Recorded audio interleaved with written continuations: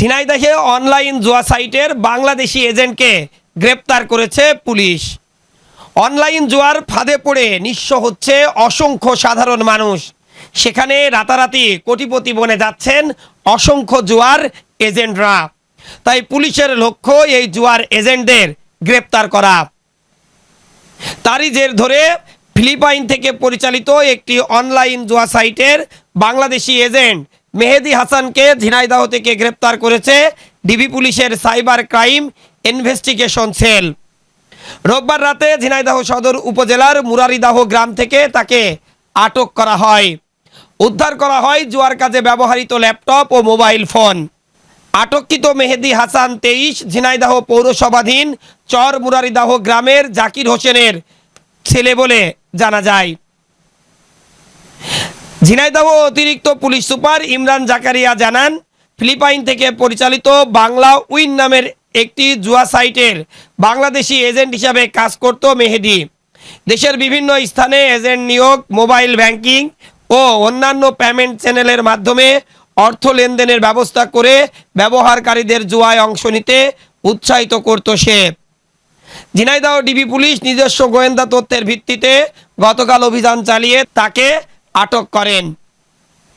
পরে তার বিরুদ্ধে মামলা দায়ের করে সেই মামলায় তাকে গ্রেপ্তার দেখানো হয়।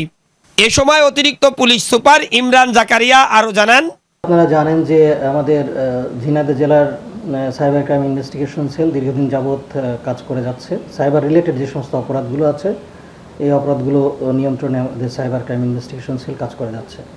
তারই অংশ হিসেবে আপনারা জানেন যে অনলাইন জুয়া একটি ইদানিং একটি সামাজিক ব্যাধিতে পরিণত হয়েছে।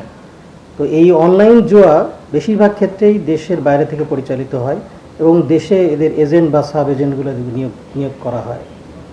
তারই অংশ হিসেবে আমাদের সাইবার ক্রাইম ইনভেস্টিগেশন সেল একটি অনলাইন জুয়ার মাধ্যমে যে প্রতারণা, এই প্রতারণার একটি চক্রের যে হোতা, সেই বাংলাদেশি যে এজেন্ট, সেই এজেন্ট নাম হচ্ছে মেহেদী হাসান ওরফে হাসান, তাকে গ্রেপ্তার করা হয়েছে। এবং বেঙ্গল উইন নামে একটি অনলাইন জুয়ার যে প্ল্যাটফর্ম, সেই প্ল্যাটফর্মটি এই ফিলিপাইন থেকে এটি পরিচালিত হয় এবং বাংলাদেশে এটার এই হাসান হচ্ছে এই বাংলাদেশি এই প্ল্যাটফর্মটার এজেন্ট।